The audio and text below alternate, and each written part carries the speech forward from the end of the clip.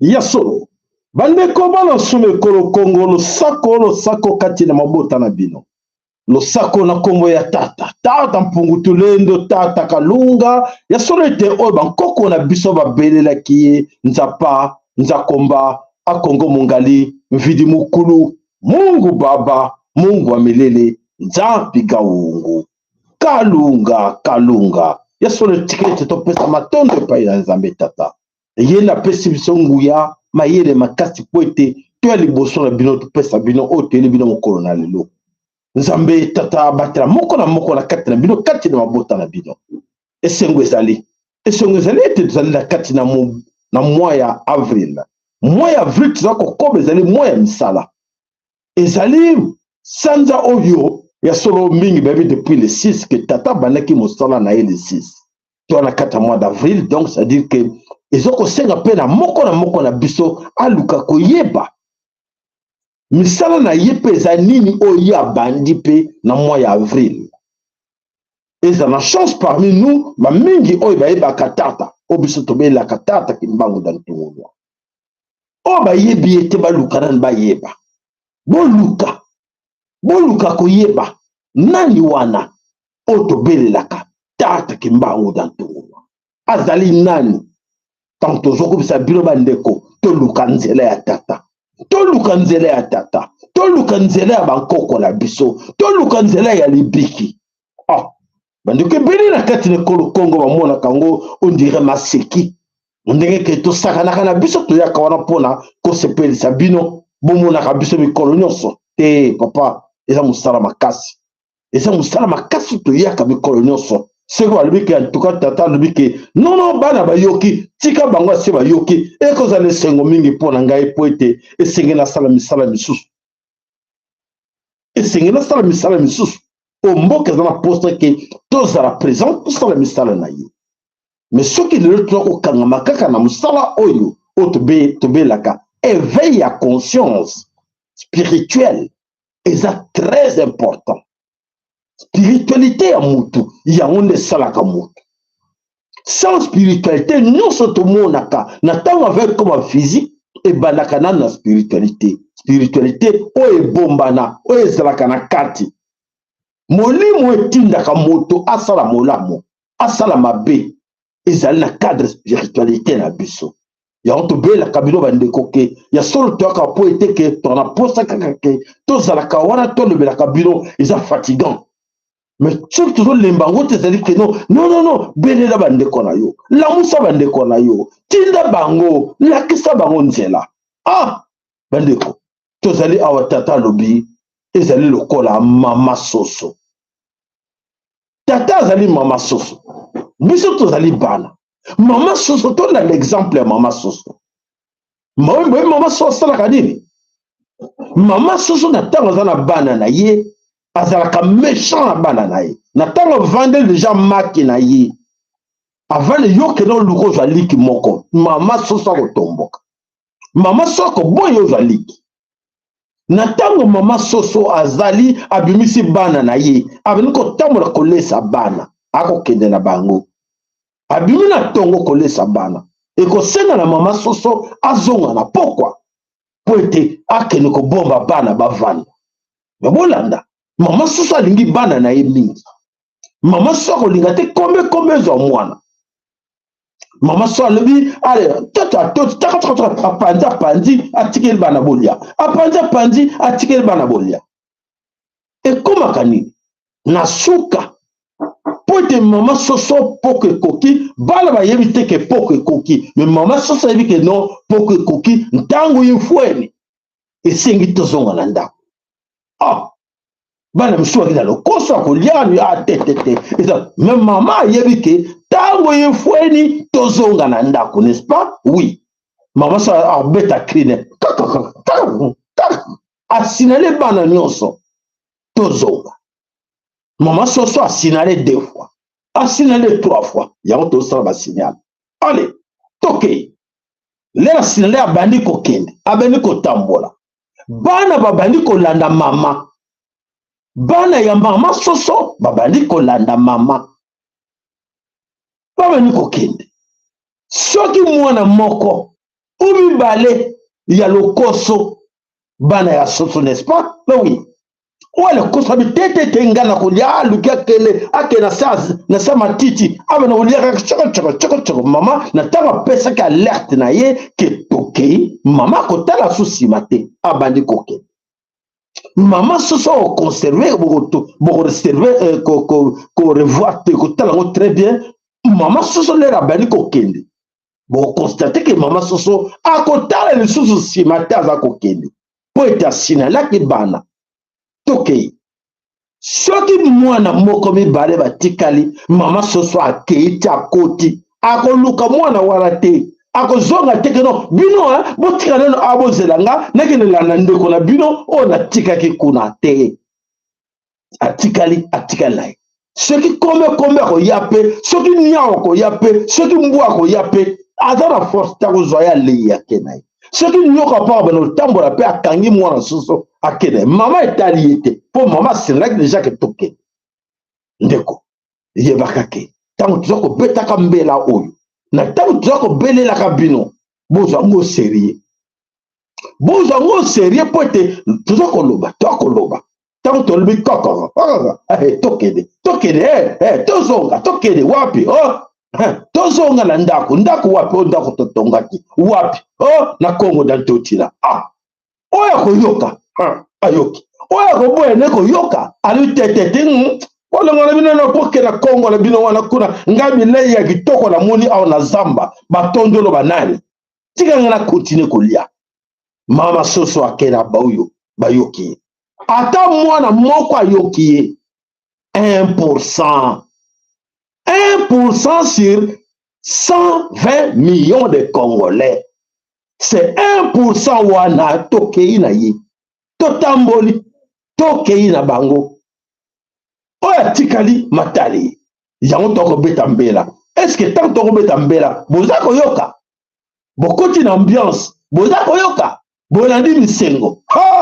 Toko tala pote biso tako lobaka mikolo nyonso oya koyoka etali oya bwene pe koyoka lobi te ngala so na bisengo na ambiance boniko bone bazokosa biso bandeko oyo toko lobaka landa mama soso kozonga na bana na ye akoti na ndako yo tikali kuna soki kombe azwi yo soki nyoka kangi yo soki na zamba bazwi yo banyama mosusu matali yo po ete mama asinalaki yo tozonga na ndako.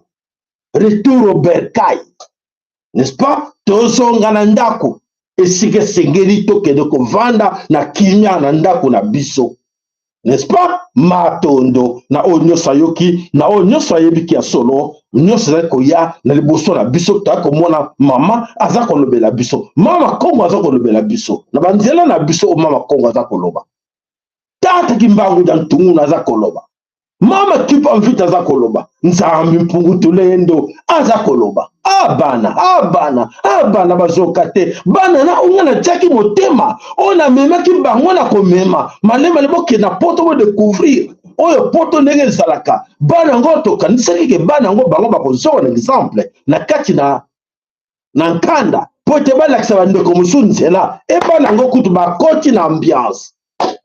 Viva nini musique zongi na poto. Eh ben, basepeli bana bakosepelaka owewe tolukaki musique ezonga eh bien ezongeli bino bravo viva la musica viva musica allez bokene ambiance bokene kula musuna sport kuna nini ena tangolo pona nini balibere musique ezonga bamsoli hey ezalaki tango ko ezalaki tango pena balibere biso poto lakisa bamvoatu yango wana mwana soso mama zoko pango bazosepela atikali alaxi mvoatu azolakisa mvoatu na tango biso tokobeta mbela awa misusu makono wana pampamba wana laisse-moi dire allez oyo nini griffe oyo nini fanaki lakisa yango abi na concert bravo continue papa po ete yo balobelaki oke bana na nga bakobima oyo bakokende na mboka mundele bango nde bakosonga po ete batombola mama Congo combien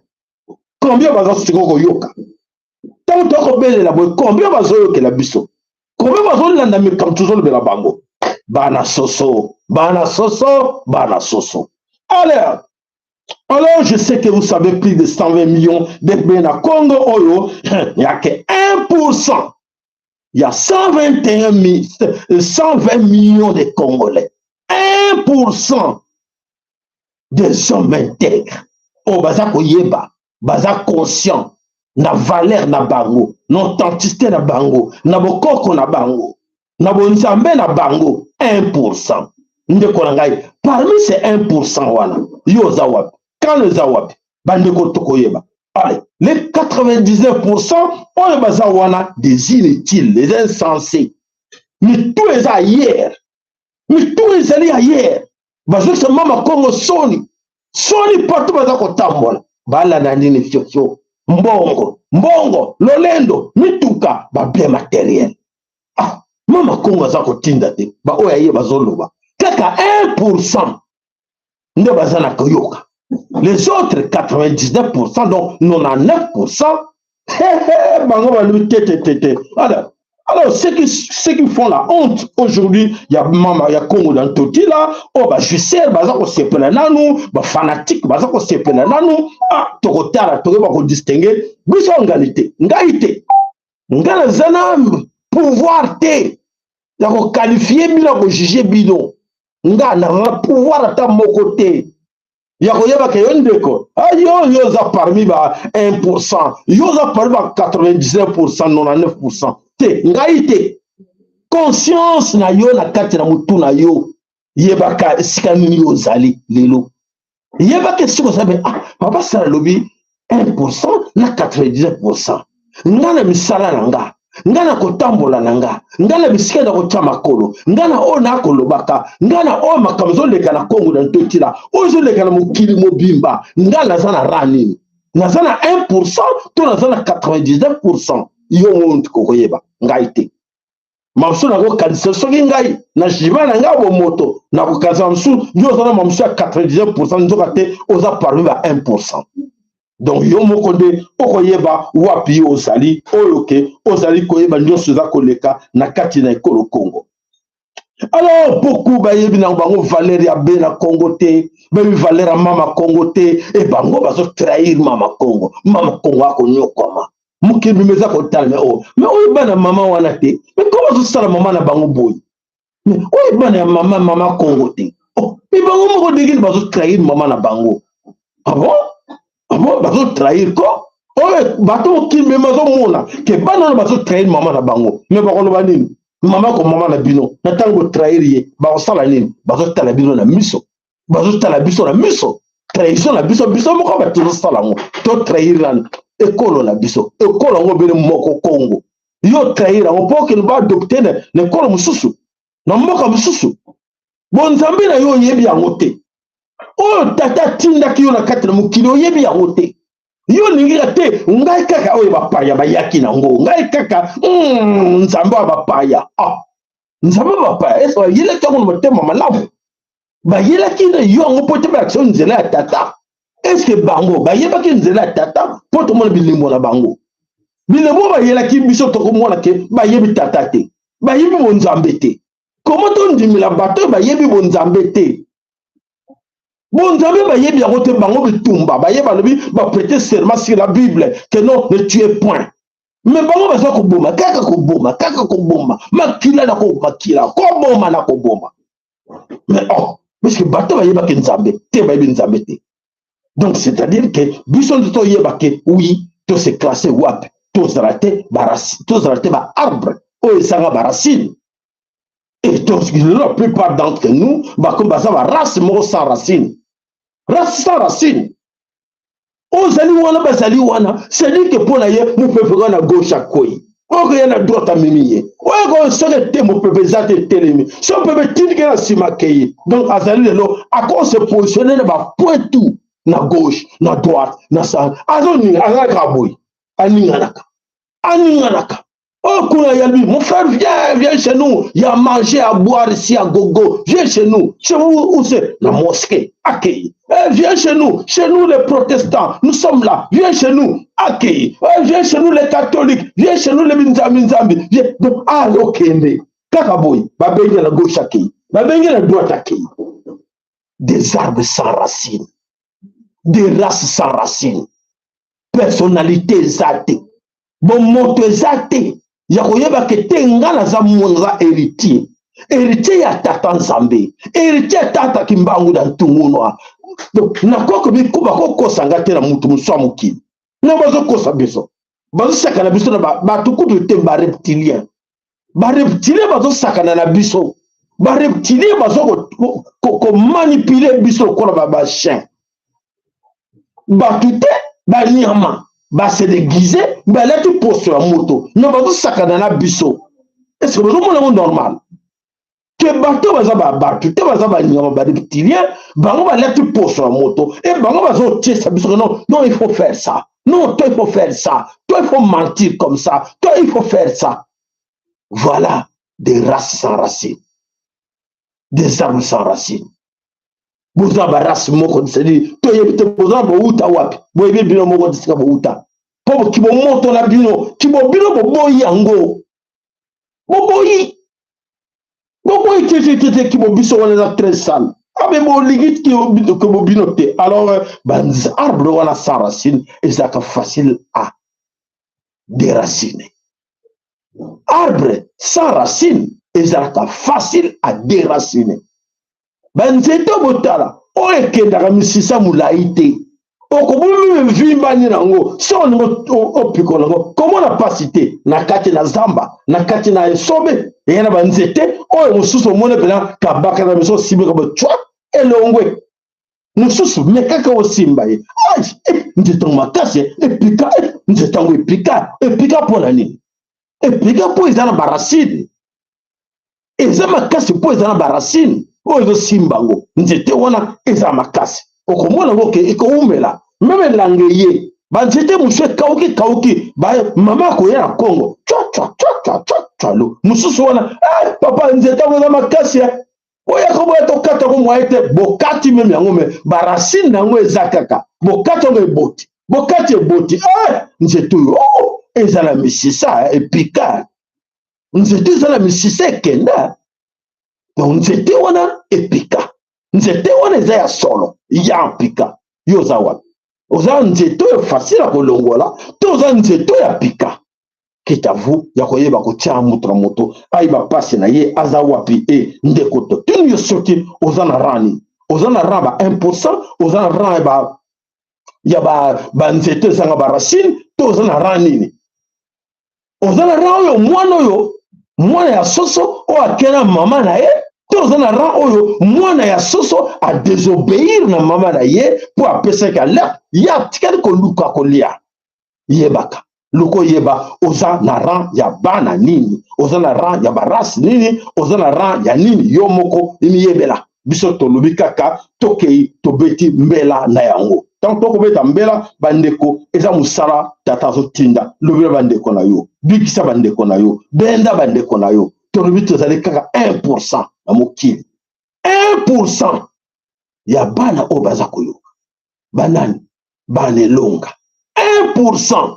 Ok na misu baza na bango éparpillé mais nzambe ka mutayi musu mza na Portugal musu mza na Suisse musu za kuna aza mwana longa amwana laka akokutana donc tokokutana biso nyonso et bon papa ni yo mama ngana za fier na beta tolo na ko bomba na te na ko loba na mone longa na ko beta tolo na ko loba ke te na za parba 1%.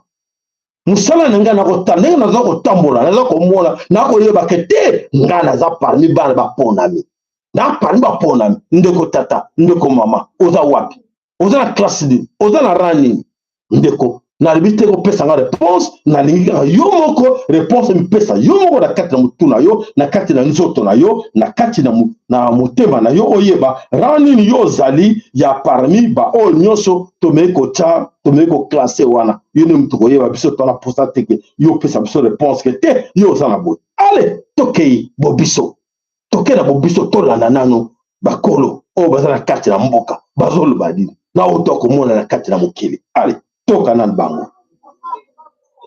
wuluki bambiri bazalisane oyani nkutusambila Yesu ndalobaka document de jugement kuna mbanza ngungu yimfumu kimbanka samba kuntwala de rosi nkimvutu zikakiri kungana ngabuna ngalumona yeyi fumu kimbangu kasambila Yesu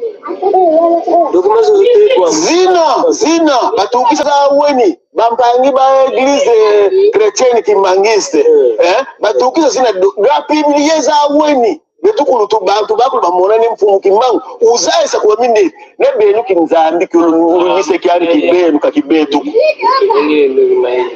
kinzambi kulunata kugweni kakitari ndombi lusituwane kinzambi ketu tuzaya mukusambila tata mvanyi mpungu tulendo bakulu betu ubenu kilukatulu la mabetu lutula mabenu mwene mafeti détruire kimpefi kikibetu mafeti kutuvala ngasa kutugamba se bampefi betu buna lukotesi mabenu buna ngalusane benu sambila lusi sambila kukweni non benu bonga lusi bonga bwifi luyisila c'était le cirque devant l'autorité o benu mwene leweri malutari luganga mbuna lutamwe mfutu izina sikaba kiri bagana bona unuki tuenda mu independence tuvila lakini mpefi tunati na lendo musane tukikula mu independence munsi Kongo anka tuyuza ene tufeti baka kimpwanza hivyo independence woka pao kukaka walongo fumu kimbangu baisi hila mambo makimpwanza ne kuntuala munusi gane mtikwa bindi kabenu simsasari. Voilà. Alors voilà, les vieux nous expliquent un peu pour la bataille. Nous sommes dans la confusion. Il y a quoi bataille et l'autre dit bango balingi. Bah lobi ba mingi ba loba qui n'époque quoi la kete. Tata ba benga kenan. Bango n'époque ba yaki ba peseke comme ya Simon. Ba baxeke de comme ya Simon. Simon kimbango. Ya loba kete. Il faut toyeba mukanda wana Simon kimbangu alobeke keto sambela kobo wana ya lutata lobi makosi bino boluka nzambe bankoko na bino babelelaki na kati na mikba koma bango moko belela ndenge bankoko no babelelaki me bango bayaki bakota biso na kati na confusion baxi kombo ya ba chrétien Simon kimbangu non bokanga la bela koma Simon bokanga tanga koma Simon te ya biso za Simote ya biso za Simo kimbangu te ya biso tata kimbangu ja ntungunwa soki yo za na Simo yo kena luka kuna l'église na bino ke l'église na bino wana oyo bobele ka Simo kimbangu biso ya yangi yete ya biso yete to yebi yete o bino bobele pesa bino pona ko koba chamina kata na confusion représenté par oyebi pesa ba détail nyos tout te wala poto to loba vite pour te polele ya on toujours bela binango ke bon luka boyeba tata oza ko lobela biso to kala mo sonité pote mikola kotanga ntango yefweni oyo moko na biso aluka ko yeba nzela wapi aza kolanda boyeba yango na tango zo yeba nzela zo landa te tata Ah mama, ekozala passe mingi na yo na libota na yo ekozala passe mingi po ete mokili eza koningana. Mokili eza koningana makambo nyonso eza koningana surtout eloko ezokamusa bango ke baluka kobombela biso makambo ebele. Nyonso alinga kobombela biso moyeba bomba yango lisusu eza te ekomi polele na miso ya bato nyonso ke non moyeba bombela bato esi makambo eza te. Nani asali yango ezali tata moto akokisi yango ke esengeli na moment oyo moto nyonso ayoka. Allez, voilà. Je regarde cette vidéo parce que je viens de découvrir quelque chose après 20 ans de recherche en spiritualité. Et là, ce que je viens de trouver, c'est fondamental. Il faut absolument de monde qui puisse voir cette vidéo. Je pense que c'est ma mission. J'ai demandé à l'univers si je faisais bien de partager cette découverte et j'ai eu des réponses positives et via des synchronicités.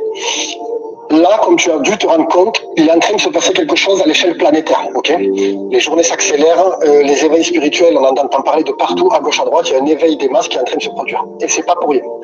La Terre est en train d'augmenter sa fréquence. Et si tu n'augmentes pas, tu ne vas pas pouvoir suivre. Il y a des... Ces personnes-là, elles ne vont pas pouvoir suivre le mouvement. Écoutez bien ce que je vous dis. Donc là, comme vous savez tous, on est dans un calendrier grégorien. Là, c'est juste pour recontextualiser la chose. Il n'y a pas 12 mois, normalement, il y en a 13.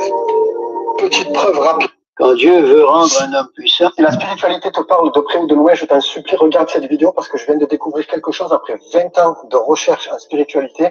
Et là, ce que je viens de trouver, c'est fondamental. Il faut absolument qu'il y ait un maximum de monde qui puisse voir cette vidéo. Je pense que c'est ma mission. J'ai demandé à l'univers si je faisais bien de partager cette découverte et j'ai eu des réponses positives et via des synchronicités.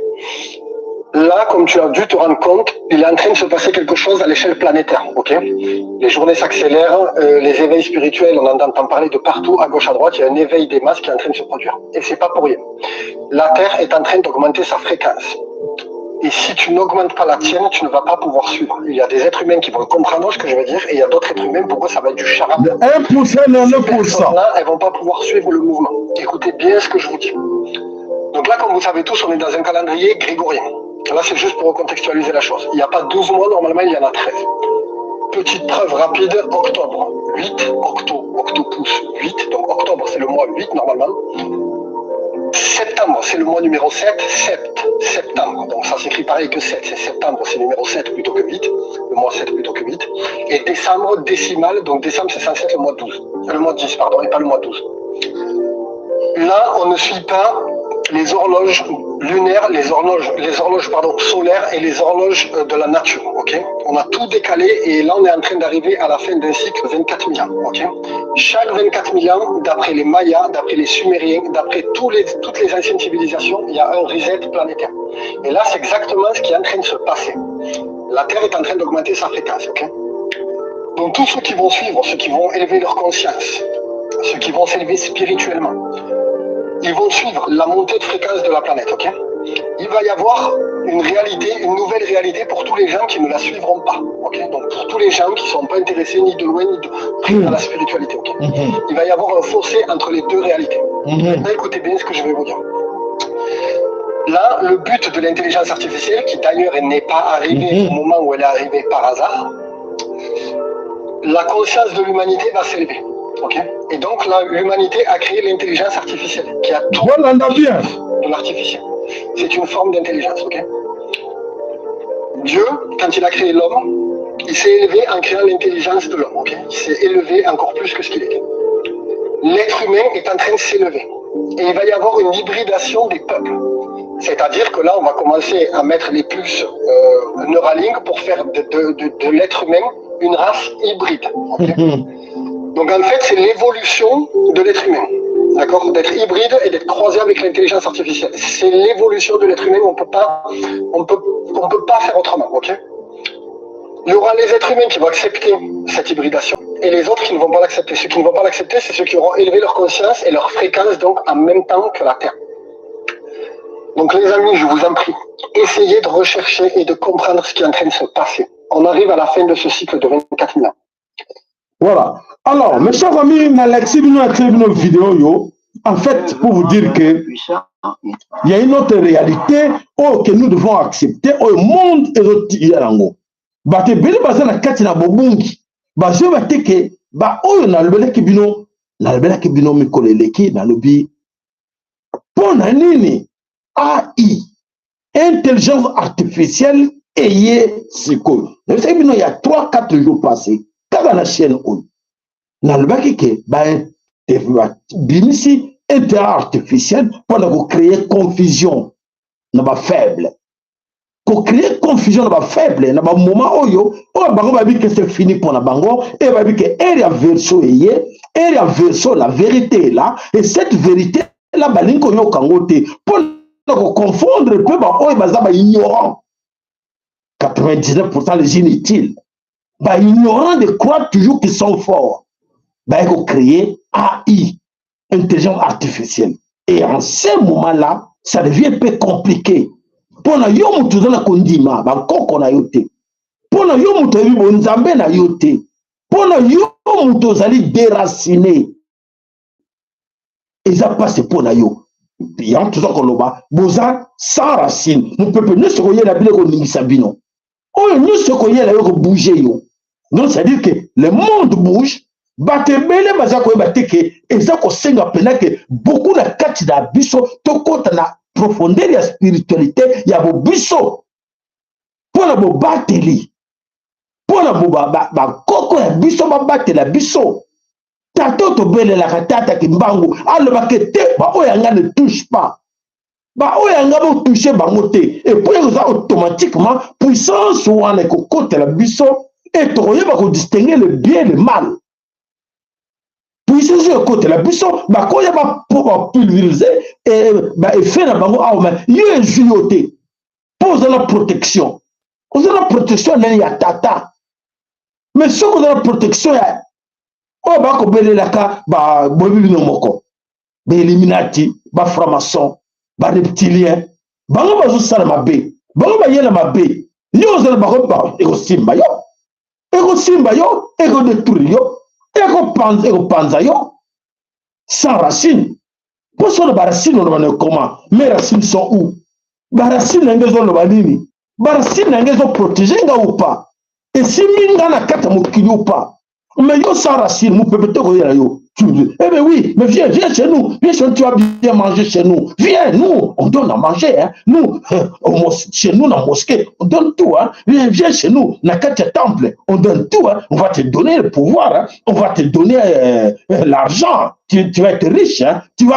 Mais c'est comme ça, le monde. Bah, yeba kiango ke momo to kobi awa, et comme momo moko, trop risqué pour na bango, faire hégémonie occidentale, faire domination à suprématie, na kati na mokili, et bah, ça, il faut pas nous prolonger ces jours na bango na kati na mokili. Avec qui? Donc, sans vous, bah, exister. Sans Bino, parce que vous, les faibles, Bino, moi, je suis fier de dire que je suis fort. Vous, les faibles, les inutiles, vous avez inutiles, vous avez inutiles, parce que vous avez la Bino, ambiance, ils sont encore des juiceurs.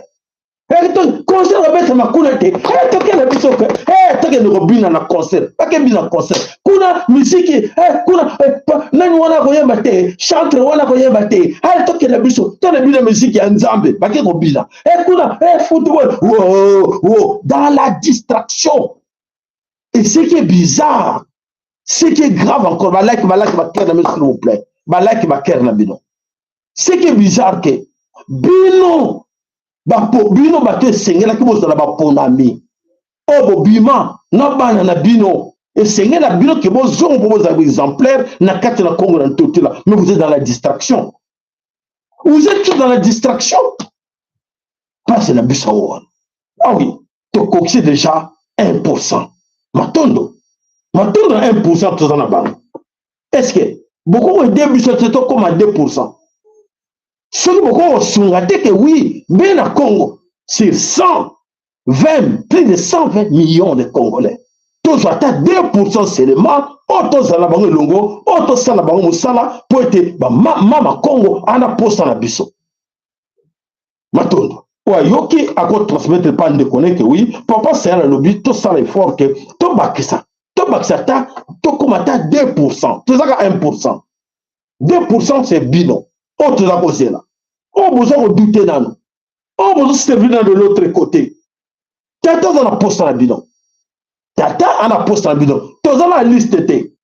ndeko bona nanga très bien biso toza na liste te que donc oya opesi kombo na yo nani wana ndeko Kingandi oui papa Sala comment était abakisami na liste te tu as pas besoin de ko ya ngana comité kaka na kati na yo moko liste yo moko za na ngona motema na yo présence qu'on se pointer yo moko na kati ya motema na yo oyo ke oui comme ngana za koloba oui naza fier naza mwana longa naza fier naza moponami naza fier naza moya tata Kimbangu na ntungunwa naza fier naza oya mama kipa mvita ndona naza fier na betoro kaka tata kumpemba bankaka bokella mu bankaka bazala biso bankaka bazosunga biso nakoyoka soni ata mokete so naza kotelemisa nzeto c'est-à-dire que nazoyoka soni te naza kotuna puissance makasi ndenge tolobake mwana elonga esengela yo yeba nini esengela yo ozala na drapeau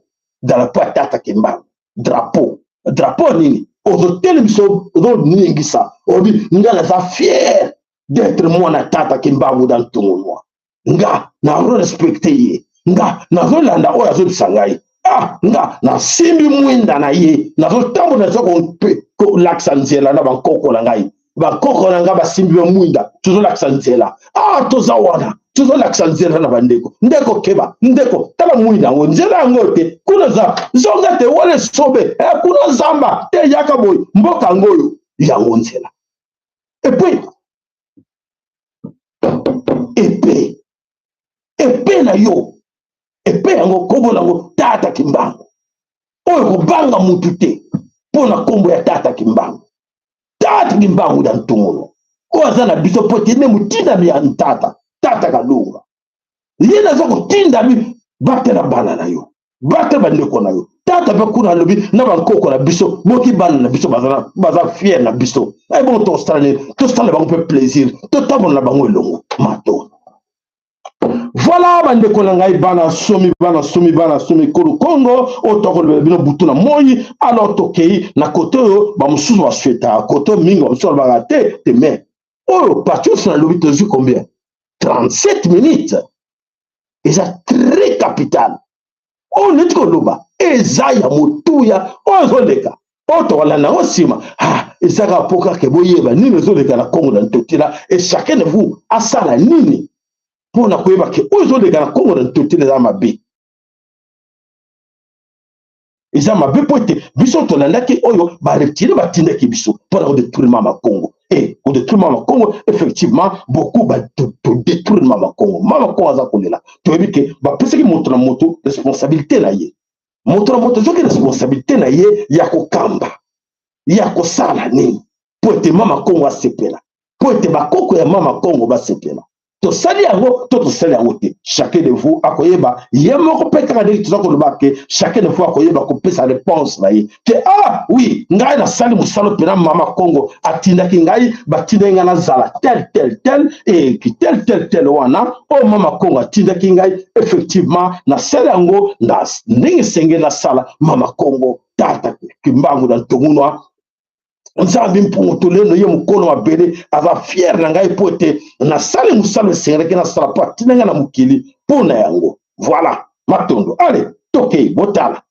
balobesa biso ya solo toa komona bilemo école place au bana baotanga na ba condition oyo eza te mais bino bozora mbongo bopesaka Barcelone bomoni école bozora mbongo na biso bokosaka bosa ba forage na ba lampadaire bomoni école place bana baotanga bozala ta na motema s'il vous plaît ayez un cœur Congo eza ya biso nyonso bolinga mpe biso bomoni école place bana baotanga ya ndroit ya ilima mama baboto ya biso kutu bazamba tolia isu malamu te babotoli bambeli kobotola bosika tobanda ovivre mwa fulu babotoli fulu voilà nakanisi bolandi ndeko mwasi aleli bomoni école gratuité de l'enseignement bomoni si tolekisa biloko ebele baekole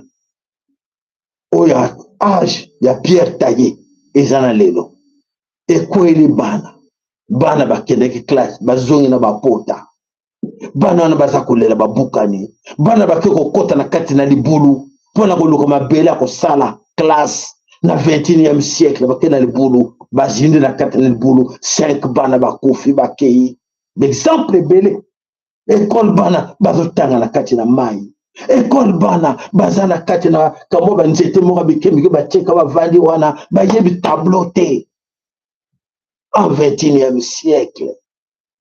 En 21e siècle, bana mama Congo. To sali nini, o to sala bino nini. Pote bana balela kaboy. Pote bandeko balela kaboy. Pote ba parents balela kaboy. To sala bino nini. Matondo.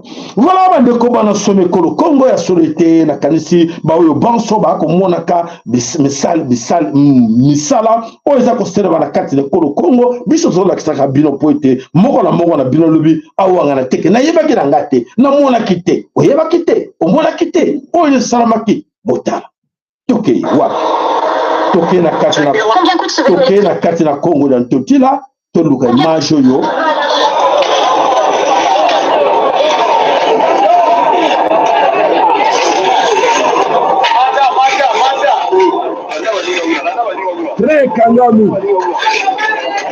Très kangami na nzela bomoni très allez kosheba kongo na nzela na bapau ko nzela keleka bomoni yango nini yango bandeko tosala bino nini na bele kolo Congo pasi na mawaya komona oboza komona voilà nzela ya train ezate kunda manango train lingo leka ale babengi ba jeune kate vene ale tobono lo train teleminano nzambe tata kalunga Congo dans totila bamso te il faut que mindele bazonga na mboko vous êtes malade. Vous êtes malade pour que Mundela Zonga kata bankoko na bino maboko. Oya tangisa makila le Congo ya zonga. Et bon ba classe mo keke. Ba classe mo tamboli mo kil mo bima ko tambola, ko tanga. Et servir en quoi? Pour mo senga Mundela ya ko zonga. Et c'est wote Mundela wana musuta atala ko tastala ko ba classe wana te ko le kabino. Soni tol bele bino ndi. Tol te bino sundegeni. Bandeko tolinga mboka na biso potaka na mboka bele moko tolingana soko ningi ndeko na yo olinga ta nyoko maboyi pome musala wana sengeleke batu ya pa obasala ngo sengeleke entretien ya nzela mikolo nyonso po eza rail en fonction entretenir yango machine ko sala entretien ça coûte comme machine wana ezokendaka chwa eleki nzela nyonso komi propre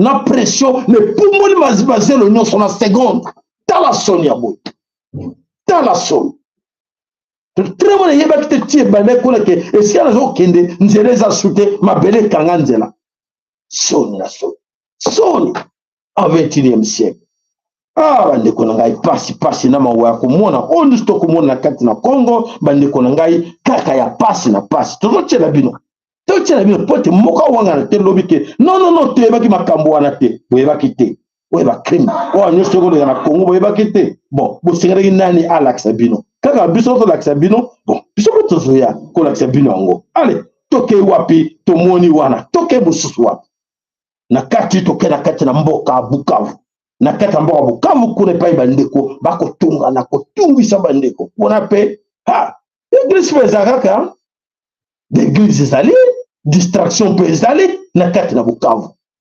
bamaster na biso pe wana bagangster baza na bango bagangster basali nini gangster asali nini toyokana bandeko mokilisi ebebi oyo bozomona wana ezali bapandi bavoleur en main armée misato bakangi bango bakendaki koyiba kokambriole mbongo na ndako ya moto moko mondimi moko na Bukavu asalaki baaffaire na ye agagni $5,000 alors akei kopesa dîme epai ya pasteur na ye ya $500 ndenge nzambe apambolaki ye na $5000 akei na ndako na butu babandi bakoteli ye bayebisi ye ozali na mbongo pesa biso mbongo ozali na yango ozali na $4500. Ah bon? Ye mpe akamwe aza kocomprendre te mpona kobatela molimo na ye apesi bango $4500 wana batiki ye mpo balobaki soki aresiste bakoboma ye mpo bayebi aza na mbongo. Ntango bango bakei ye mpe abengi la polise na butu kaka wana la polise babi bon aya na tongo mpo bamene baenquête. Akomi na tongo asali plainte na ye en bonne et due forme bamene baenquête. Malheureusement baye kodéduire ke moto ayebaki aza na mbongo ezali kaka mwasi na ye epuis na pasteur bake bakangi pasteur te bamei kointerroge awangani batorture ye ki akei kobimisa secret bakangi bato wana mpe bango moko bapasse aux aveux balobi ya solo moto atindaki bango ezali nde pasteur. Otala mokili ndenge ekomi pasteur $500 ekoki te oza kotinda mondimi na yo baboma ye et pourtant apesi yo $500 olingi kaka oganye mingi koleka ozwa na $4500 etikalaki nde situation yango elekaki na Bukavu bazoloba na Kiswahili yango wana. Voilà, nakanisi moko na bino amoni bagangster wana moko na bino ayoki audio ya ndeko ya tindi oyo eleki na kati na mboka Bukavu. Alors crime wana na salango moto ngo babenge na kombo ya pasteur nde moto asali crime wana ba voler bango wana misatu bakangi bango na ba arme oyo betilisaki po ete bakende ko kokotela mondimi ya tata wana na kati na ndako. Voilà, ndenge nini nzambe akonfondaka bato na ye. Donc c'est à dire que orbaki kazali mosaleli ya nzambe akomene mosaleli ya soloka. Voilà bandeko nakanisi boyoki yango. Alors tokei wapi tokei ya solo kobetela bandeko na biso tobelela bino bana nsume kolo Congo tolobi ete tokopesa losako matondo mingi epai na bandeko na biso ba diaspora. La diaspora congolaise, le sako na bino, tika na pesa bino nano, matondo, la diaspora congolaise. Esengo, yako solo na bino, batata, ba mama, bilinge, oyo, bazali na katina diaspora. Ezala na ba mboka nyonso o bima de banda, o ezala katina kachopa, Afrique, nope o ezali na katina mboka mupaya. Surtout beaucoup plus, o bazala na katina Europe, na o bazala na katina États-Unis d'Amérique. Bitumba elekaki makasi na mikolo elekaki bambula o elekaki bitumba bato basokaki bato bakufaki oyo na kati na diaspora congolaise ezalaki nini po ete bamosusu bazalaki pour la musique misusu bazalaki contre la musique bitumba elekaki makasi bato bakufaki alors badecidaki ke fini pour la musique ekobetama so na poto te esali bambula ebele musique ebetama so na poto te. Alors, des pères et des fils, bah ça les fort, non, il faut zongi ça, musique na poto.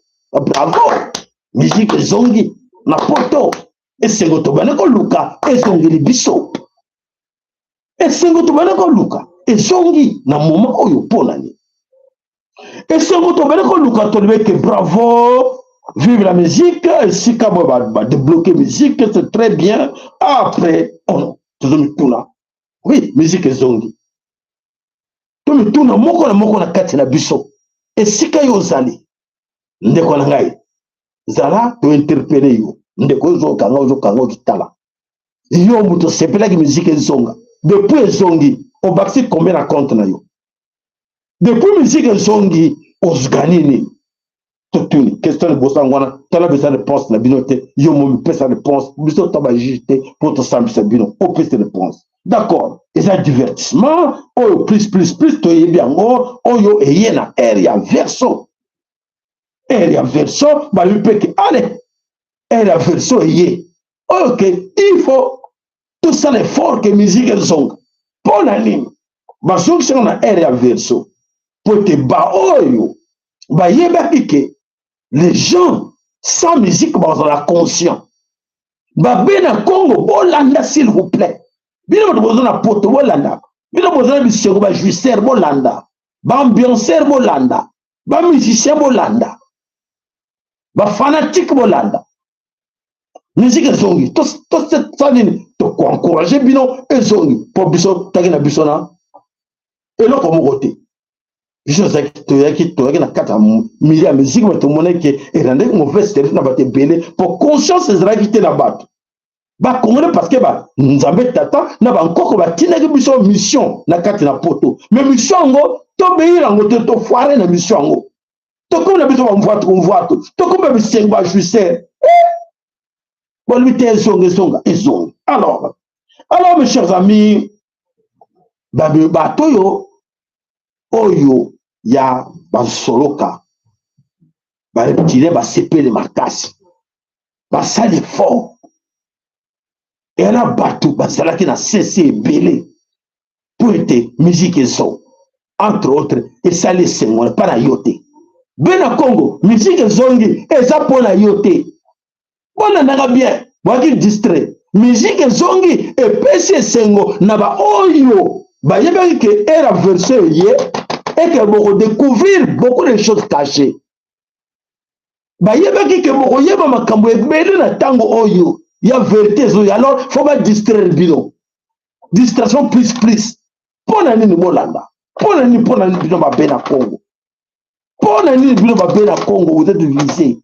Ya ba ba stratégie nous pas quoi ça bino. Bolanda.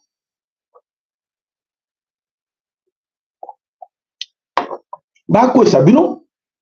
Batikalaki bino la musique religieuse. Babite. Non, il faut zonga sakaka wana. Wana ndeko kwesa bango malamu. Po yo to bazo sa la musique religieuse bango pe ba ndeko détecter que mafia za mingi na kati wana baboy ko yoka bango. Baboy ko yoka ba konzera bango wana ya kati ya musique religieuse ba pasteur. Baboy ko landa bango. E ba ndeko foire, e ba ndeko kita. Alors photo ça le fort to matisa. Matako garder bango esclave na biso pour nani il y a des choses sérieuses qui arrivent voilà alors ces gens là il faut pas battre la distraction à part ça na kati na Kinshasa parce que il y a une mission bona nanga malamu ba ker ba like na bino tona posa nango tona besoin ba ker na bino tona besoin ba like na bino pote yango ne mutu et ko protéger émission na biso ba ndeko to le ba comme colonio soke ba ker na bino ba like na bino to zalaka na posa na yango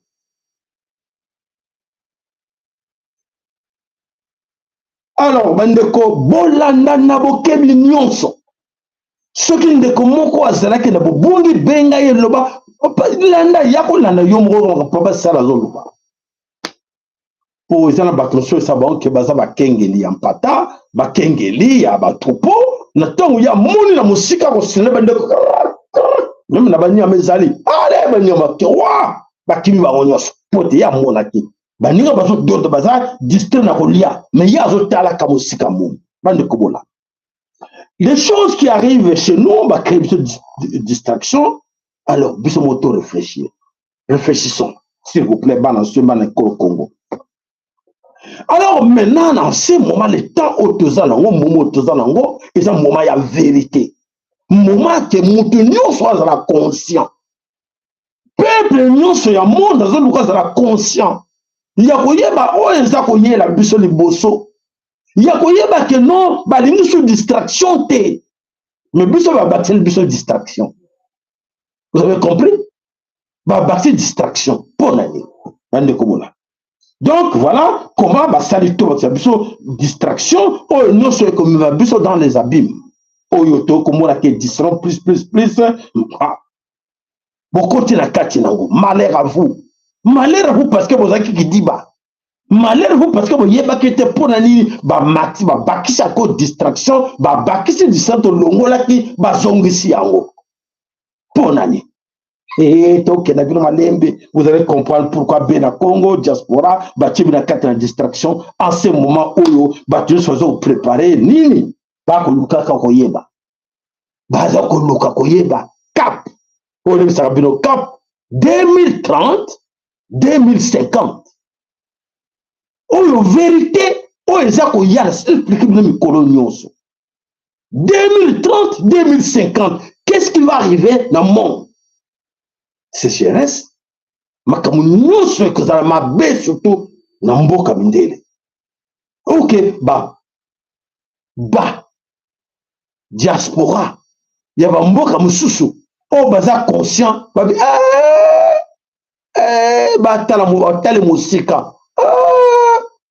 Nous avons une terre.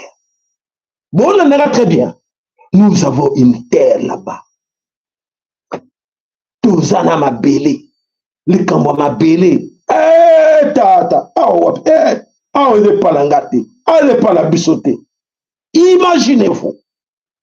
Au bien de raisonner en que je dois rentrer, je dois construire, je dois acheter, je dois organiser les choses. Très bientôt, je vais. Non. Bien, la distraction. Pas distraire bien. Plus. Bah, quoi, accélérer encore. Non, ma saga, na biloko, distraction. Pour l'année. Ces gens-là préfèrent que vous restez dans l'état où il y a une conscience. L'état où il y a une conscience, pour quelle raison? Bon, là, on très bien. Dans leur plan, ils vont concurrencer Bangote. Bonsoir, Congo. Papa, ça m'a comme nous on le voit.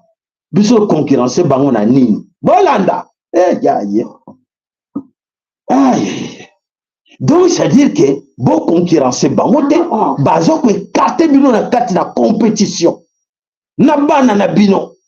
Parce que le temps où nous sommes distraits, les jeunes, nos enfants sont encore dans la distraction plus.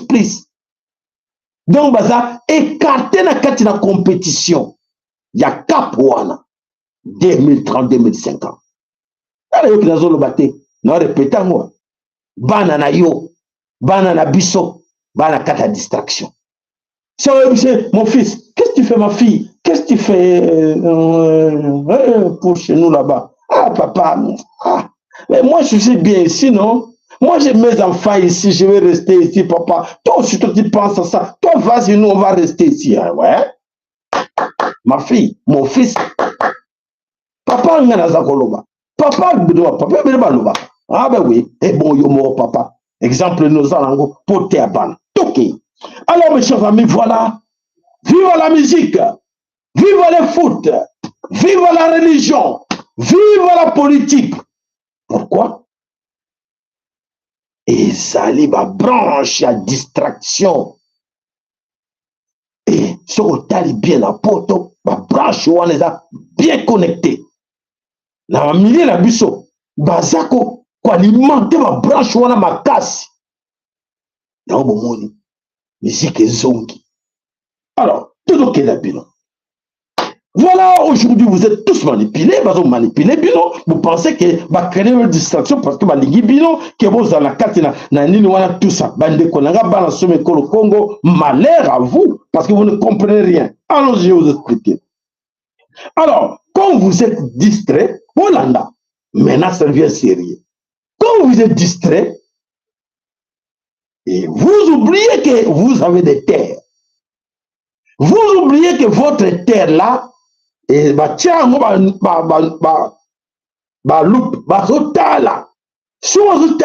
doit aller là-bas. Bakolo mabele, bakolo bane. Bolanda très bien. Bakolo mabele wana, bakolo bane. Te bakolo mabele ngo, bafongola misute, bana diaspora. Et bazotala te. Alors qu'est-ce qu'il faut faire? Il faut te distraire bango batika la awa. Biso to zwaka kuna na bango. To organiser ka pa na bango to za chef pa na bango. Et ba ko luka ba zonge pa na bango, ben beaucoup ta biso ba chef. Eh mon frère, c'est quoi ça? Tu viens d'où comme ça? Ben moi je viens de la Belgique, je viens des États-Unis d'Amérique et c'est chez moi. C'est quoi chez toi? Mais j'ai acheté tout ça. À qui? Oh, à votre chef du village, à votre papa, à votre maman, à votre frère, à votre sœur. Ah bon? Yaya, ozawapi. Leki, maman, ozawapi. Mais comment vous te gâtez? yo ozalaki na distraction. Et bazosala yango, toi tu es distrait. Ndeko, kende kotala. Kende oyo bakendaki Congo kala, okei na okite na Ntiele. Obali komata bien olongwe aéroport ya Njili. Ke obali kaka Kingasani Mikondo. Mikondo. Omoni que non, c'est le plus ce monde oyebaki kala que non, bandako yozala. Non. Foule ya bato komona tout le long Macadam. Na ba magasin komona tout le long Macadam. Olobi, obali ko tout le magasin ya nani? Libanais, Italien, Indien, Chinois, Pakistanais, Libanais, Chinois, Sénégalais. Il y a les Congolais sont où? Bazati. Il y a comment les quoi? Les Congolais. Non, non, ils sont là, dans l'étalage. Maman, les Congolais, il y a un tega makasote. Il y a un tega ngubanaïte. Il y a un tega bitabenaye. Voilà, n'a très bien. Maman, le tega bitabenaye, le bossa en magasin. Ce que mon chinois, on a, indien, le banal, dégage chez moi, devant chez moi. Allez. Bah, benga de bango, non, son maman. Pas comme benga la biso. Bah, qui m'a colomboka. Vous en avez très bien. Matondo ba kere na bino, matondo ba like na bino. Bandeko, milengela. Sosola bandeko tango koki ya ko sosola. Voilà mes chers amis. Alors pour na bango bazo gagner ma bele na biso. Et bango ba lingite bino boyeba. Ba lingite bino pour bino boyeba te, il faut pas s'arrêter. On va distraire bino. Voilà la musique là. Pour vous distraire. Vous allez encore aller chercher quoi? Parce que la musique est là. Tant que vous avez une musique, tant que vous avez une jouissance, tant que vous avez une foot, tant que vous avez une religion, tant que vous avez une politique, et il faut autre chose. Donc ça, il faut accélérer. Pour gagner l'espace, pour gagner, il faut sombre des hommes. Il faut sombre des hommes. Ndekolanga.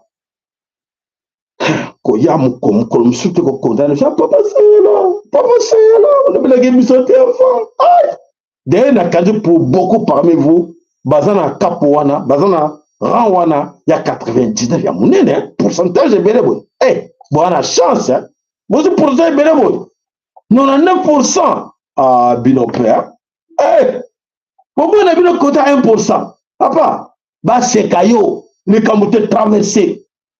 Le moins de 9% qui n'a 1%. Quel kuna?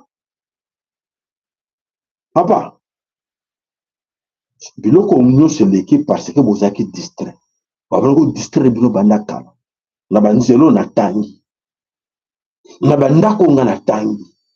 Ba distrait bilo. Mingi. Malheur à vous. Surtout malheur à vos enfants. C'est déjà trop tard. C'est déjà trop tard. C'est une nouvelle. Votre est la version. Je ne peux pas tout cacher, mais c'est trop tard pour beaucoup d'entre vous. C'est fini. Bako fokumpu. Et que fokumpu tango, et que c'est la grave.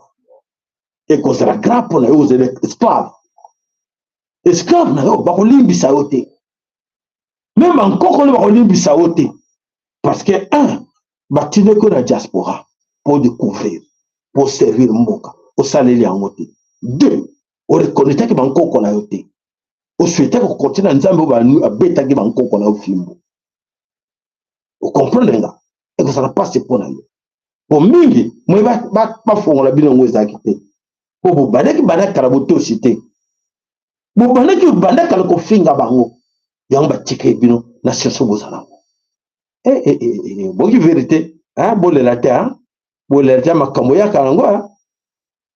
Eza makamoyaka bon la terre. Pour nous belle la trop bana 15 ans.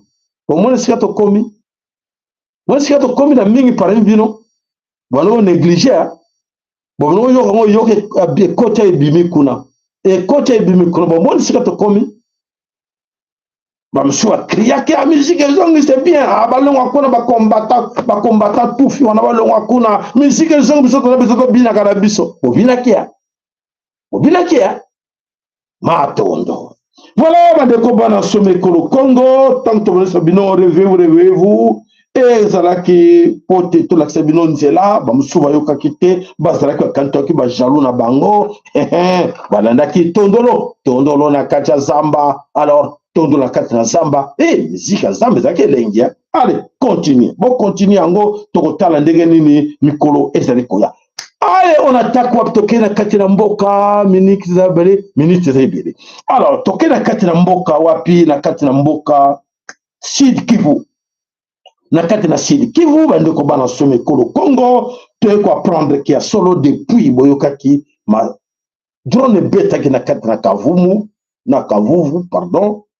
Oyo bokake mingi bakufaki ba Hippolyte Kanambe ba nane mingi bakufaki me bango balobeka ke non muta akufaki ba bimisa kaka moko nani na kombo ya moto ya Willy Ngoma balobeka Willy Ngoma muta akufaki me kobomba liwa ya moto eza pasi kobomba liwa ya moto eza pasi donc babombi me ekoki te esengeli kaka ke babimisa baloba vérité ke ya solo non ebele na kati na bango bakufaki. Voilà, on vient d'apprendre que le corps de Sultani Makenga vient de quitter la morgue de l'hôpital Mulongo à Kampala, la capitale d'Ouganda, vers la destination inconnue. Voilà, mes chers amis, yango tolbaka ke makambo ebele babombe kokite. Donc, le corps de Sultan Makenga bombardé le même jour avec Willy Ngoma Makenga avait été blessé et acheminé dans l'hôpital Mulongo et il a rendu l'âme depuis quelques jours. Je viens de vous, je viens de voir son corps sortir vers une destination que j'ignore, affirme une source de ce hôpital qui nous a toujours livré des informations dans l'anonymat pour la raison confidentielle. Son enterrement va se faire d'une manière cachette ou comment? À me tourner mon question, les gens s'interrogent. Voilà, situation de Renini, Makenga a se retrouvé nango, mais na Kigali, na Batuti, Banoko Bombango, mais à la fin des comptes, Balobi ezali confirmé. Voilà, on a la source de Bisso, information nango depuis Sud Kivu. Alors, toujours na Katina. On a 82 bazatu na Sud Kivu qui nous informe avec des images pour nous confirmer. Au plateau du Sud Kivu, les positions occupées par l'armée rwandaise RDF M23 ont été récupérées par nos Wazalendo. Une avancée stratégique qui marque un tournant décisif dans les opérations de défense de la patrie. Sur le terrain, la pression est totale. En plus des zones libérées, plusieurs éléments de l'armée rwandaise RDF M23, Twirwaneho, se sont rendus aux forces patriotiques, déposant les armes face à la détermination de nos résistants.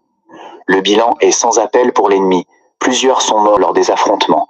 La domination des Wazalendo se confirme dans les zones montagneuses, marquant un recul net de l'agression dans cette partie du pays. Voilà.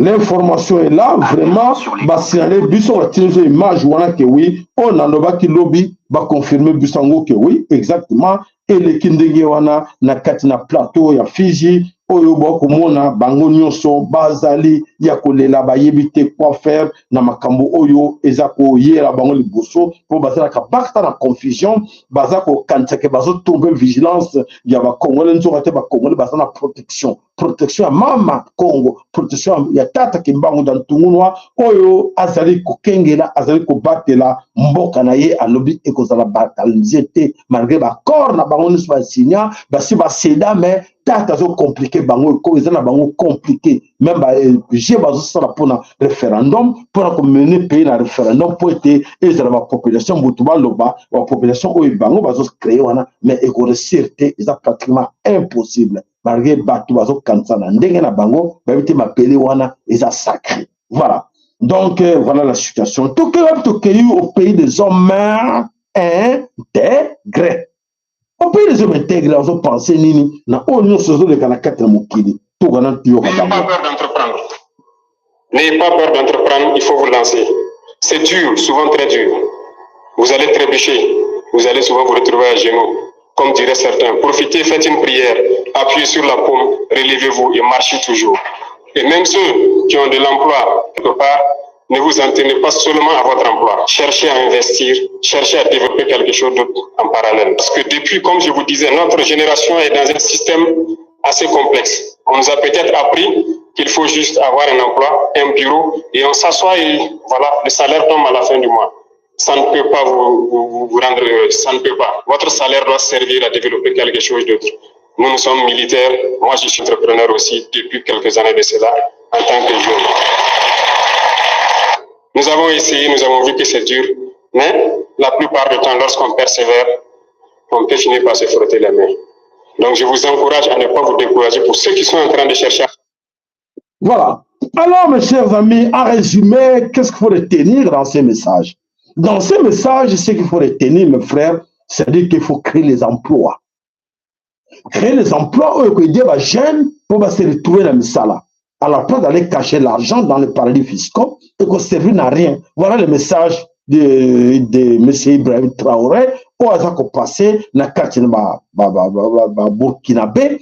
Oyo baza sansa koyeba ke non bo baza na possibilité ya créer ba emploi ko créer boutique te ko inde ko te ka te ka ba carte ndol bi ke non na président ki a te ka ba carte à coin te créer emploi na ba possibilité oyo permettre yo créer po mingi bazo utiliser mbongo ebele ya l'état o bazo sakana nango bêtement mais ba mbongo ne ke ko créer ba société minene pe vani bana pe banuko ko zwa misala parce que beaucoup ba na kata chômage.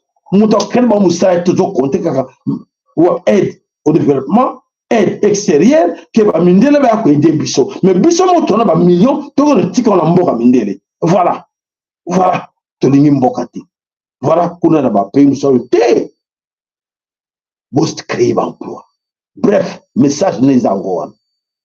Moutonio se sera créer emploi et que permettre bande comment ça me sala. Et le problème bandeko baka mitumba kina ngotondi sakate banda kwa nzambe baka ntumbi saka nzambe te ni tilma oke ntumbi saka nzambe ya sala soka fongo lo soki nini te luka musala e musala ngo ezate bandeko bozana mo ba moyen bo aider bandeko na bino bo créer ba emploi ko aider bandeko même banzelo za ko kufa wana c'est manque d'emploi. Si vous avez un entrepreneuriat, il y a ma casse. Donc, vous pouvez créer une société dans chaque commune, et qui va remplacer ma béton, c'est ça, mais ça va. Comment on pêcher bon dans l'État, car il y a pêcher bon dans l'État, à Salanzela ya Yolo, il y a pêcher bon dans l'État, ça na Lingwala, na Bandal, na Kassou, na Masina, na Kingasset, il y a Moko, à Rosalane. À Roliambongo. Pourquoi de ne pas copier sa moto mususu? Oh, la moto mususu, oh, la moto musum. Donc, ça dit que bon, créer un emploi et belé, va souhaiter belé moto. Aza libre, à cause de la compétition, on dirait que non, soutenir, ah, ouais, je suis rapide, ah, toujours qui m'ont dit la moto, ah, t'as la mystère de mon il n'y a pas autant, oh, il y a sur le sambi sangai. Mais si on peut se faire moto moko, on peut se faire qu'on fait pas vendre qu'on a yo, pas un cousin na yo peut se faire qu'on a cousin na yo car soit, cousin na soit lembo akei, moto a ressemble na yonde kono. Yonde qu'on est responsable, autorité. Comment on dit qu'on peut se faire conseil? Tu peux se faire conseil pour être tous dans la malamo. Et ça, pour tous dans la malamo, bisonyoso, bah, ne peut pas se plaquer. Ah, bah, t'as un bisoa. Ah, bah, les gars, ah, bah, daki bisoa. Ah, voilà, t'as la mboka, t'es bon, oui. Tu as un an à vous la mboka.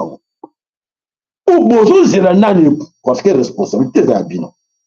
Bozo, c'est la nani, bah, y'a cause de responsabilité. Oh, ils a bino, na kata mboko ya bino. Des pères et des fils. Tu me tournes toujours la réponse, bisomo. Tu continues carbone. Des pères et des fils, raté, bisous de pouvoir, ah, gaïo, pouvoir on est dingue, oh, officier militaire qu'on a dit, ah, guerre wana este sunginga talabanda, ah, na somba divila, na guerre wana, na tonga, ah, na koma na 3-4 femmes, hein? Ah, guerre wana, ma bosani, et sungia tonga bandaku, et sungia balabasi, et sungia banabakede na bapoto. A bosani ke guerre wana lesi bato mabele. bato bakufi makile tangi bato wana pe bazana bana ou bana wana pe bazana ba parents lokola ye. Conscience, la conscience. Sois conscient dans tout ce qu'on fait dans la vie. Nous avons pas yo. Conscience toujours interpeller bino. Que chacun de voit métal. Pourquoi je suis là? Attends les quatre quoi bureau, attends les drapeaux, attends les critiques. Mais pourquoi je suis là? J'ai fait quoi là? Qu'est-ce que je fais pour être là?